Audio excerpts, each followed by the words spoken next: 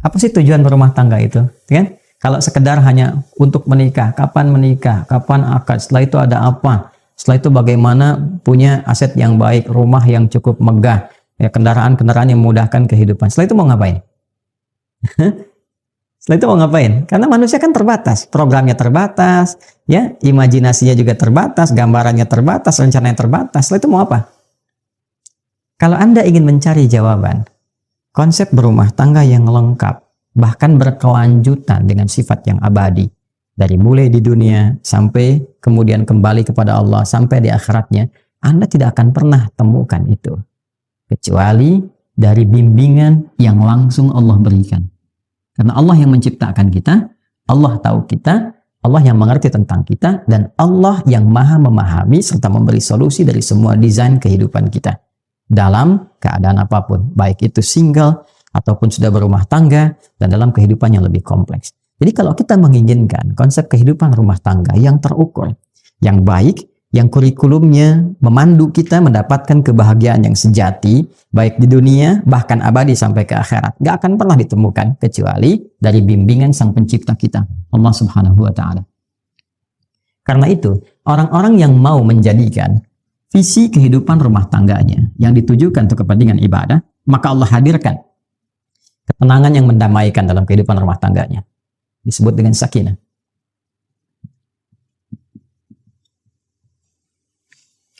Dua, limpahan materi yang memberikan kenyamanan dalam kehidupan rumah tangga. Cinta dalam bentuk wujud materi. Diberikan kecukupan materi yang melapangkan dia beraktivitas dalam kehidupan rumah tangganya. Disebut dengan mawaddah. Mawaddah. Kemudian, ditanamkan dalam jiwa setiap pasangan itu rasa kasih mendalam yang mengikat keduanya dalam kerukunan dan kebaikan. Ya, bukan berarti tidak ada perbedaan pendapat. Bukan berarti tidak ada, boleh jadi perbedaan-perbedaan yang mungkin melahirkan, ya, satu sisi berbeda, berselisih dalam hal-hal kecil. Namun rasa yang ketiga ini, itu yang tetap menyatukan perbedaan-perbedaan itu dan membentengi dari terjadinya persoalan-persoalan yang bahkan memecah kehidupan rumah tangga. Itulah rahmat. Rahmat. Ini dia. Ini poinnya. Ya, jadi kalau kita satukan ayat ini bila ditujukan pada ibadah, maka ini kunci dari 3 pintu besar yang isinya adalah sakinah, mawaddah, dan rahmat. Karena itulah ketiga ini yang sering kita singkat dari kata pembukanya menjadi samara, sa, ma, ra, kan? Itu dibuka dengan kata ayat. Kapan samara itu muncul? Setelah ayat. Wa min ayatihi, itu dulu kan? An khalaqalakum min anfusikum azwaja, ya, itu pernikahannya, dipasangkannya itu, ya, untuk apa? Untuk menaati Allah dengan visi ibadah. Setelah itu apa? Litaskunu ilaiha, baru sakinah datang. Wa ja'ala bainakum mawaddah, baru mawaddah dimudahkan. Wa rahmah, rahmah ditanamkan. Ya, inna fi dzalika laayatil liqaumi yatafakkarun, yaitu kalau Anda mau merenungkan, berpikir yang dalam dulu. Dalami dulu nih, kan? Yang menciptakan kita siapa? Yang tahu tentang kita siapa, yang mengerti, ya, dan maha memberikan solusi tentang persoalan kehidupan kita siapa, yang mengetahui apa yang terjadi besok siapa, yang mengetahui berketurunan atau tidak berketurunan siapa. Kan kita mengembalikan semua pada Allah. Kalau tahu semua dari Allah, bahkan kita menyimpulkan, bahkan samara pun milik Allah. Ya, bahasa gampangnya kan secara logika sederhana, ya. Kalau sudah tahu punya Allah, maka dekati pemiliknya. Bagaimana pemiliknya meminta kita untuk menjalankan kehidupan rumah tangga sesuai dengan pedoman yang dia berikan. Maka renungkan itu. Ya, la ayatil qaumi yatafakkarun, renungkan, tafakkur sampai menemukan kedalamannya. Kalau kita sudah mengerti, sudah memahami, oh iya, Pak, begini seharusnya. Maka dengan itu kemudian baru kita turunkan babnya.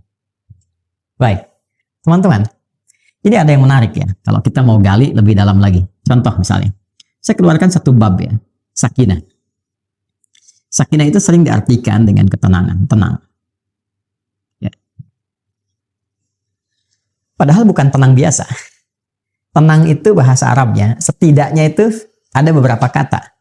Yang paling populer tuh gini. 1, sakinah. Ya, sakinah. Yang kedua, tuma'ninah. nina. Ada sakinah, ada tumanina. Saya mau bicara tentang tumanina dulu. Ya, asalnya dari itma'anna yatma'indu. Tumanina ini ketenangan yang dilahirkan dari ibadah. Jadi kalau seseorang telah menunaikan atau sedang bahkan menunaikan ibadah dan merasakan ketenangan dalam hatinya saat sedang beribadah atau telah beribadah, itu disebut dengan tumanina namanya. Ya, bukankah Anda ketika sudah sholat merasakan ketenangan? Dan latihannya disebut tumanina, ruku. Kata Nabi, hatta tatma'inna raki'ah. Atau kama qala Rasulullah SAW. Ruku Anda, jangan dulu bangun sampai merasakan ketenangan dalam ruku. Tenang gitu. Kan? Itu tumanina namanya. Makanya kalau orang sholatnya itu merasakan kenikmatan, benar caranya. Begitu ruku itu dia baca doa, tenang ke hatinya. Darah mengalir dengan enak. Baru dia yang tidak. Kan? Hatta ta'tadila qa'imah, sampai tegak. Lalu sujud, hatta tatma'inna sajidah, sampai engkau merasakan ketenangan dalam sujud. Nah ini tumanina namanya. Dan ketenangan itu hadirnya dalam apa? Jiwa, dalam nafas kan. Nah nanti kalau sudah terbawa dari praktek sholat itu, dari seringnya baca Quran, hadir ketenangan pada jiwa. Nah jiwa yang terus mendapatkan suntikan ketenangan, tenang lagi, maka dia punya sifat tenang nantinya. Nah kalau sudah jadi sifat yang mengikat kepemilikan, maka berubah dari tumaninah jadi mutmainnah namanya. An-nafsul mutmainnah. Ini yang menjadikan dia saat pulang pun kepada Allah merasa tenang. Ya, karena ada ketenangan di dunia, kedekatan dengan Allah, pulang pun tenang. Maka dipanggillah dia dengan keadaan pemilik jiwa itu. Ya ayyatuhan nafsul mutmainnah. Quran surah ke-89 ayat 27 itu. Ya. Nah, berbeda dengan sakinah. Kalau sakinah, ya, itu artinya ketenangan yang dilahirkan setelah tuntasnya persoalan dilalui. Ya. Baik. Ada mahasiswa atau pelajar ujian, ya. Ujian kan belum tenang ya. Ya, makanya disebut minggu tenang itu kadang-kadang kurang tepat dalam konteks di kita ya. Yang kurang tepat itu sebenarnya bukan sistemnya, muridnya. Harusnya kan sebelum masa itu di waktu-waktu belajar dia belajar. Cuman kadang-kadang saat belajar main ya, saat harusnya tenang sudah menguasai di minggu-minggu tenang, apa yang dia lakukan? Dia belajar gitu kan. Baik, dari situ kemudian tidak sesuai dengan apa yang kadang-kadang ingin diharapkan. Tapi tidak masalah, kita kembalikan.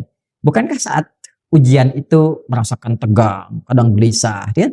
Tapi setelah selesai ujiannya, ada ketenangan yang dirasakan. Alhamdulillah selesai, gitu ya. Itu ketenangan yang dihasilkan setelah melalui satu persoalan. Itu disebut dengan sakinah namanya. Jelas? Baik. Saya lukiskan lagi. Orang Arab mengatakan begini. Sakanatu syajaratu idza dhahabatir rih.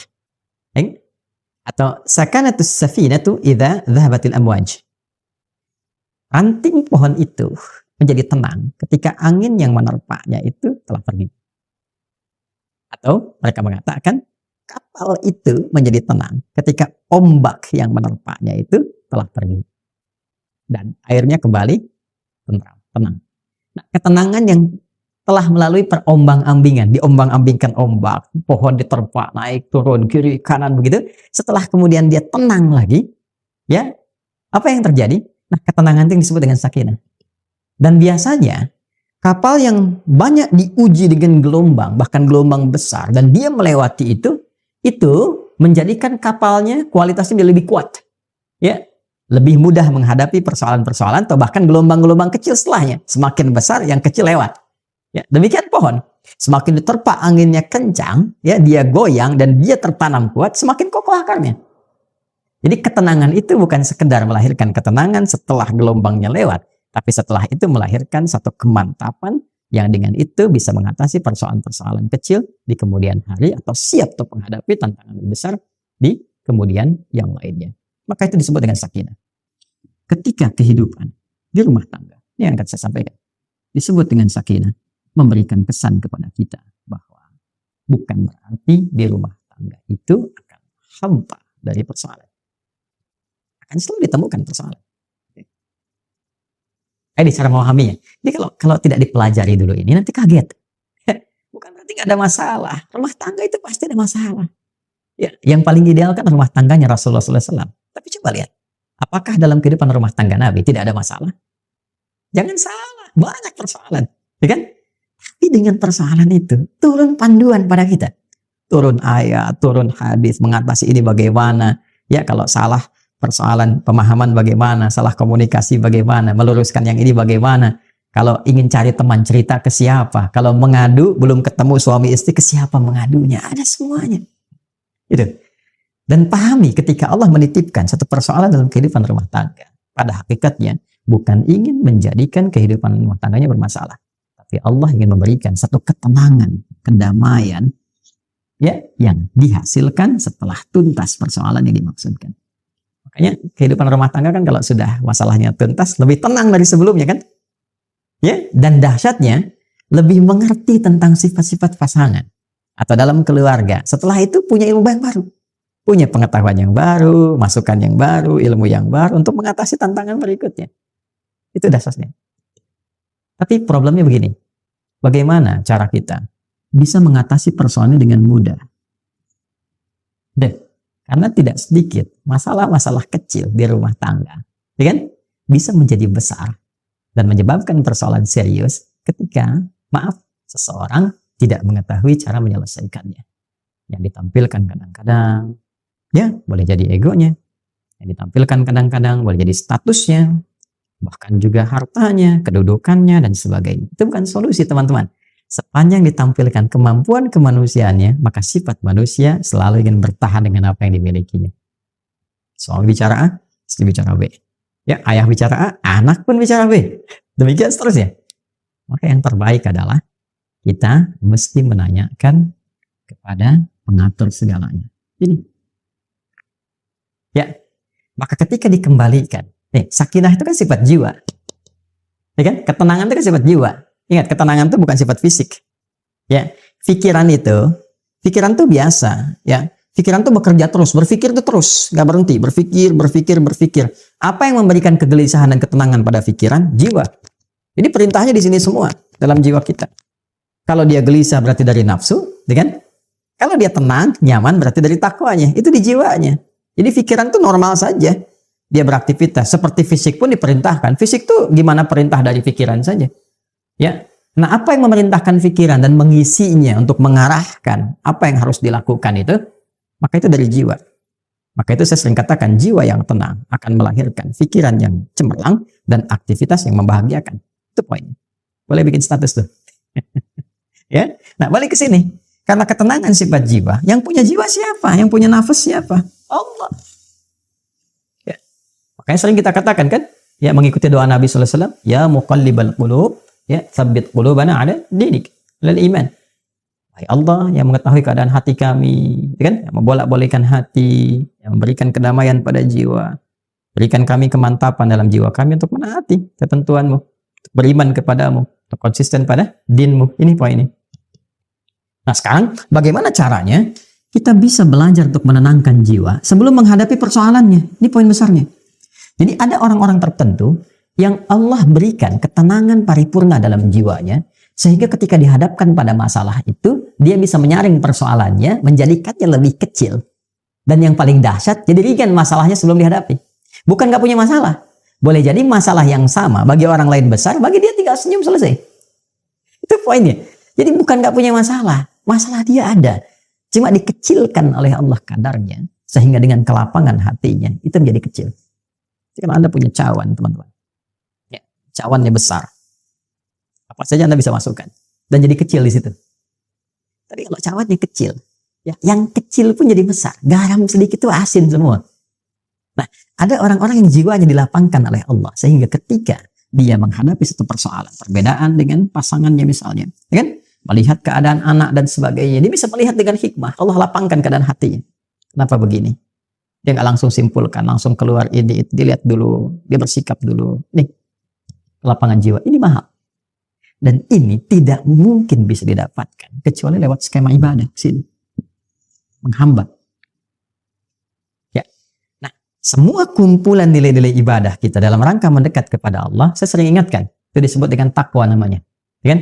Takwa itu kan gabungan antara iman dengan amal soleh, ya kan? Iman itu kan pekerjaan hati dalam jiwa, amal soleh implementasinya digabungkan jadi takwa. Seseorang yang membangun kehidupan rumah tangganya dengan nilai-nilai ketakwaan. Dia bangun dengan takwa. Dia jaga sholatnya, diwasiatkan pada istrinya sekalipun keluar tetap jaga sholat, anak-anak pastikan sholat, hidupkan rumah dengan Al-Quran, dekati Allah Subhanahu Wa Taala, banyakin zikir, misal itu akan beda suasana rumahnya. Demi Allah saya katakan, Anda kalau nggak percaya silahkan. Ya, hidupkan rumah dengan suasana ibadah kepada Allah. Anda ada di dalam ataupun sedang di luar, hidupkan. Maka akan ada suasana yang berbeda kepada jiwa. Allah akan jaga itu. Ya, ketika takwa meningkat, bahkan diringankan persoalan. Sebelum ada masalah, solusi datang. Sehingga masalah jadi ringan. Itu yang dimaksud Quran surah ke-65 di akhir ayat kedua. At-Talaq ayat kedua. At-Talaq itu kan satu masalah yang tinggi, ya, yang tidak mudah diatasi. Ya, bahkan dalam kondisi yang paling rumit pun ketika Anda mendekat kepada Allah, Allah ringankan dan berikan solusi yang jernih. Berpikirnya jernih sekali. Tahu apa yang harus dilakukan. Ya kan? Maka apa yang terjadi? Wa may yattaqillaha yaj'al lahu makhraja. Siapapun yang mampu membangun ketakwaannya kepada Allah, dan dia naikkan lagi, ya kan? Maka apa yang terjadi? Ya ja'alahu makhraja. Allah berikan jalan keluar dari setiap persoalan yang ia alami. Apalagi kalau pasangan itu kompak, ya kan? Ya mungkin nggak bersama-sama dalam beberapa kesempatan, tapi memberikan wasiat, bangunkan istri, anak-anak, ingatkan sebelum pergi, kan? Dan sebagainya. Itu pasti itu. Ya, dari sekian banyak persoalan, ketika ditumpahkan di atas sajadah, dia mengecil. Dan curhatnya kepada Allah. Indama ashku bathi wa huzni ila Allah. Demikian ya nasihat dari Nabi Ya'qub alaihissalam yang diabadikan Quran surat Yusuf itu kan. Kalau mau curhat ke Allah. Sampaikan. Dan akan cenderung bahagia. Ketakwaan membangun kebahagiaan. Quran surah kedua di akhir ayat 189. Wattaqullaha la'allakum tuflihun. Ya, itu sakinah namanya. Tingkatkan takwamu kepada Allah, Allah tanamkan, Allah berikan kepadamu kebahagiaan. Ya, dan titian kesuksesan. Anda pun kalau ingin mawaddah, tambahan dari materi-materi yang membentuk kehidupan keluarga lebih menyenangkan. Masya Allah, ada rumah lebih menyenangkan, ditata lagi, ini tempat sholat, ini musola bersama, ini buat ngaji, ini ruang keluarga. Lebih enak kan? Ya, punya kendaraan dipakai macam-macam, mawaddah namanya. Bagian dari pemaknaan ini. Nah, ini pun jalannya takwa, teman-teman. Ya, teruskan ayatnya kan, di ayat ketiganya. Wa may yattaqillaha yaj'al lahu makhraja wa yarzuqhu min haitsu la yahtasib, bahkan rezekinya pun dikirimkan dari sisi yang tidak diduga. Ya, coba lihat kisahnya Sayyidah Maryam alaihissalam. Maryam ibundanya Nabi Isa alaihissalam, ya, Mesias, Yesus, ya. Jadi Nabi Isa alaihissalam punya ibu yang sangat luar biasa, namanya Sayyidah Maryam alaihissalam. Maryam itu apa yang dibangun pertama kali oleh ibundanya? Ya, karena ayahnya meninggal sejak beliau dalam kandungan. Jadi ayahnya nggak sempat melihat Maryam. Ya, Imran tuh nggak sempat lihat Maryam. Jadi istrinya Hanna mengandung, begitu lahir ayahnya telah meninggal dunia. Tapi keduanya punya rencana. Ya, rencana strategis yang memang sudah disiapkan kalau nanti lahir anak begini. Ya, makanya banyak kerabat Imran. Imran kan orang soleh. Ya, Imran tuh alaihissalam orang soleh. Ya, maka banyak teman-teman solehnya yang ingin merawat Maryam ketika dilahirkan sampai harus diundi siapa yang rawat. Sehingga diputuskan pamannya, ya, yaitu Nabi Zakaria alaihissalam. Nah, yang pertama dibangun oleh ibundanya apa? Nilai ketakwaan. Ini. Apa yang terjadi? Ibunya menyiapkan perangkat-perangkat bagi anak yang mendekatkan dia dengan Allah. Dibuatkan mihrab, carikan guru yang saleh, dirawat baik-baik, diberikan rezeki yang baik. Ketika dari kecil disiapkan itu semua, apa jawaban Allah? Quran surah ketiga, Al-Imran ayat 37. Quran surah 3 ayat 37. Fataqabbalaha rabbuha biqabulin hasanin wa ambataha nabatan hasana. Maka Allah menerima semua ikhtiar dari Hannah itu, bahkan dari kedua orang tua sebelumnya, diterima semuanya dengan penerimaan terbaik. Dan ketika Allah terima, dijamin semua titian kehidupan, rizkinya, ketenangannya, kebaikannya, kedamaiannya, dan segala kemuliaan yang melekat kepadanya. Walaupun yang merawat secara ikhtiar Nabi Zakaria. Kullama dakhala 'alaiha Zakaria al-mihraba wajada 'indaha rizqa. Qala ya Maryam anna laki hadha? Qalat huwa min 'indillah. Innallaha yarzuqu man yasha' bighairi hisab. Setiap kali pamannya mengantarkan kebutuhan Maryam sudah ada. Tuh, min haitsu la yahtasib. Ya, dan nyaris semua persoalan itu ditepikan oleh Allah sehingga dia fokus tuh ibadah untuk mendekat kepada Allah. Masya Allah. Dan semua dipenuhi oleh Allah. Sampai bertanya dari mana semua ini? Ya karena dekat dengan Allah. Jawabannya apa?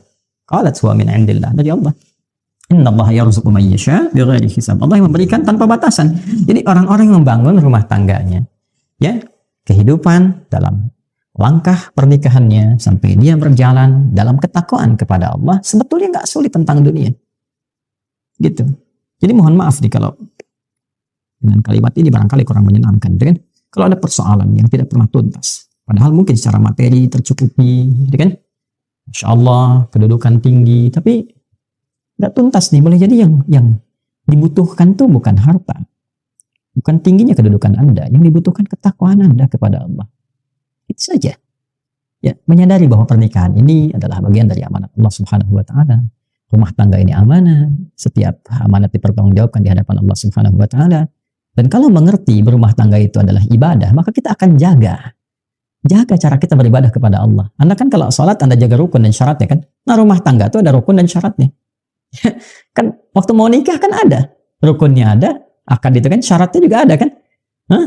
Bukan cuma mahar kan, ada 2 saksi itu kan. Kemudian juga ijab kabul dan sebagainya, itu kan terpenuhi. Nah, itu pembukanya, ya kan? Dalam perjalanannya pun itu harus dijaga, karena kalau memahami pernikahan itu sebagai ibadah kepada Allah, maka dijaga cara kita ibadah. Jaga, jangan sampai ya terkena sesuatu yang kotor atau melanggar ketentuan ibadah. Nah, ini kalau dipertahankan, maka apa yang terjadi? Allah anugerahkan segala kemuliaan untuk mengabadikan kehidupan keluarga ini sampai dengan kehidupan di akhirat. Ya, kalau kita baca Quran surah ke-52 misalnya At-Tur ayat 21, Allah tegaskan di situ, walladzina amanu wattaba'athum dzurriyyatuhum biimanin alhaqna bihim dzurriyyatahum wama alatnahum min 'amalihim min syai' kullu imrin bima kasaba rahin. Dan para orang tua yang beriman itu menjaga iman. Jadi berkeluarga itu dengan imannya. Ya, bukan cuma dengan hartanya. Kalau dengan harta ya banyak bisa begitu. Dengan berkeluarga itu dengan imannya.